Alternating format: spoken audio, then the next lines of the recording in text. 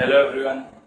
आज हम बात करने वाले हैं इस वीडियो में हाल ही में हुए बेमतलब के विवाद पे, जो कि तब शुरू हुआ जब सुरेश रैना ने कमेंट्री के दौरान ये कहा कि मैं ब्राह्मण हूँ। तो इस बात पे मेरे कुछ विचार हैं, मेरी कुछ समझ है जो मैं आप सबके साथ बांटना चाहता हूँ। तो चलिए शुरू करते हैं।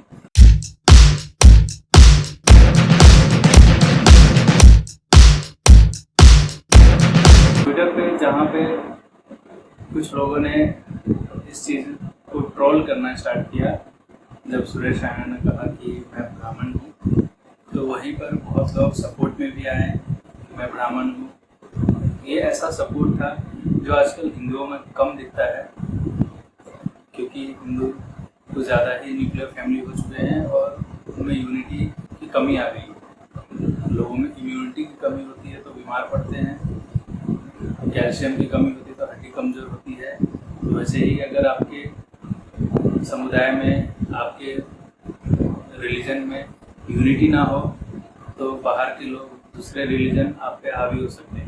यही आजकल हिंदुओं के साथ हो रहा है। दूसरे रिलीजन को दोष देने से पहले हमें ये देखना होगा कि हमारे हिंदुओं में क्या चीज़ की कमी आ रही है। तो हम देख सकते हैं कि हर कोई बटा हुआ है। यादव कहीं और बटे हुए हैं, दलित कहीं और बटे हैं, ब्राह्मण कहीं है, राजपूत कहीं है। तो ये जो दूरियां आई हैं इन लोगों में, तो इसका फ़ायदा दूसरे लोग जाहिर सी बात है उठाएंगे। और हमें इस चीज़ को समझना होगा कि जो वोट के लिए नेता लोग करते हैं, ये नेताओं का काम है तो वो आपको बांटे, लेकिन ये आपकी समझदारी होनी चाहिए कि आप एकजुट रहें। चाहे वो सोशल मीडिया हो, आपकी सोसाइटी हो, आपके आस पड़ोस के लोग हों, कोई भी आप में एकजुटता होनी चाहिए। ये आपकी निजी समझ होनी चाहिए। पहले इस चीज़ पे बात करूँगा। जैसे ट्विटर पे मैंने देखा बहुत लोगों ये कहते हुए कि ब्राह्मणों ने कास्ट बनाया।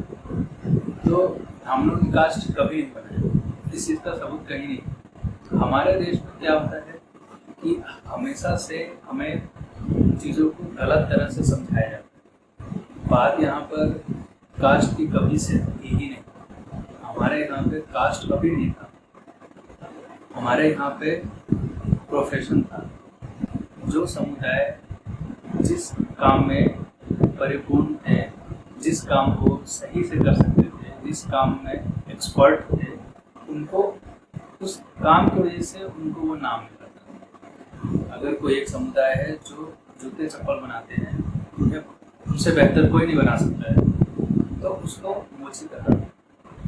कोई एक समुदाय है जिसको लकड़ियों के काम बहुत अच्छे से आते हैं, तो उनको लोहार कहा गया। कारपेंटर का काम जो करते हैं उनको लोहार कहा।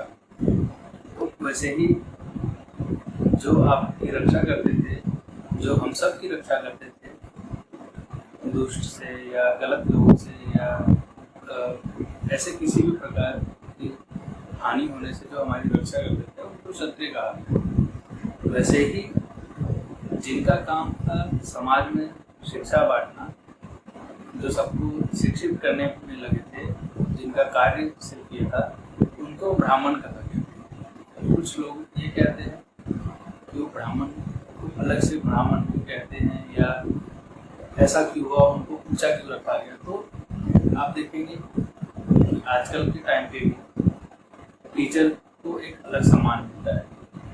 खैर आजकल कुछ टीचर हैं जो अपमान वाले काम कर रहे हैं, लेकिन आज भी गुरु का दर्जा ऊपर माना जाता है। तो अगर किसी समुदाय का ये कार्य था कि आपको शिक्षित करे, तो वो गुरु ही कहलाए। वो खुद ऊंचे नहीं हुए, उनका काम ही ऐसा था जिसने उनको ऊंचा रखा। अब कुछ लोग को ये समझ में नहीं आएगा कि अलग से क्यों कहा गया, ऐसा क्यों है। वो जनेऊ पहनते हैं, उनके वेशभूषा अलग होते हैं, तो ये करना आवश्यक है। मान लीजिए एक सोसाइटी है, सब लोग हैं, तो अगर पुलिस को एक यूनिफॉर्म ना पहनाया जाए तो वो पुलिस कहलाएगा, वो आम लोगों में शामिल हो जाएगा। तो वैसे ही शिक्षक गुरु, इनको लोगों को ये पता है कि कौन शिक्षक है, कौन गुरु है।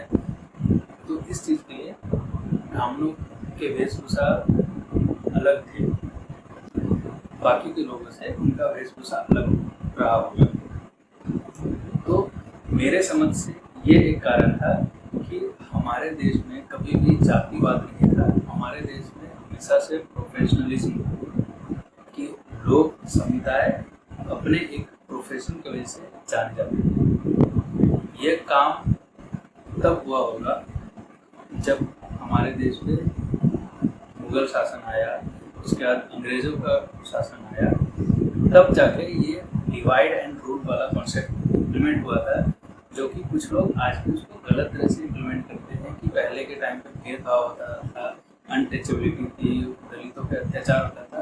इसका सबूत कहीं नहीं है, ये सिर्फ आपको अंग्रेजों के टाइम से मिलेगा। तो ये अंग्रेजों के टाइम से क्यों मिलेगा, ये हम सबको पता है कि उनका एक ही मोटो था, उनका एक ही तरीका था लोगों पे राज करने का कि डिवाइड एंड रूल, वोट डालो और राज करो, जिसको हमारे बड़े बड़े नेता नहीं समझे या समझ के भी अनजान बने। जो जब अंग्रेज यहाँ से गए तो जाते जाते भी उन्होंने हिंदुस्तान पाकिस्तान कर दिया ताकि एक परमानेंट प्रॉब्लम इनके साथ रह जाए। तो इस चीज़ को आगे बढ़ाने का कोई मतलब नहीं होता है, ये हम सबको समझना चाहिए।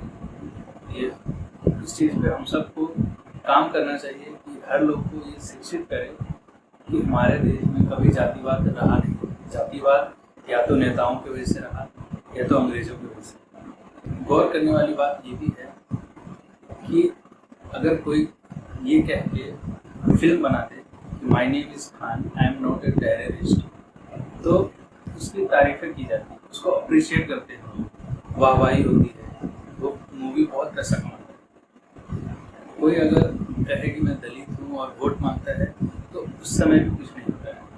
लेकिन अगर सुरेश रैना ने ये कह दिया कि मैं ब्राह्मण हूँ, तो इसमें इतनी क्या आफत आ गई कि लोगों ने ट्रोल करना स्टार्ट कर दिया। ये दूसरी सोच है जो माहौल खराब करने का काम करती है देश में, लोगों को आज भी बांटने का काम कर रही है। बहुत से लोग ऐसे ही जो शिक्षित नहीं है तो उनको भड़काने का काम किया जाता है। ऐसे दूषित सोच विचारधाराओं से बचे और खुद को शिक्षित करें, खुद सोच कर देखें, ध्यान करें, मेडिटेशन करें, आपको सारे सवालों के उत्तर मिलेंगे जब आप ध्यान करोगे।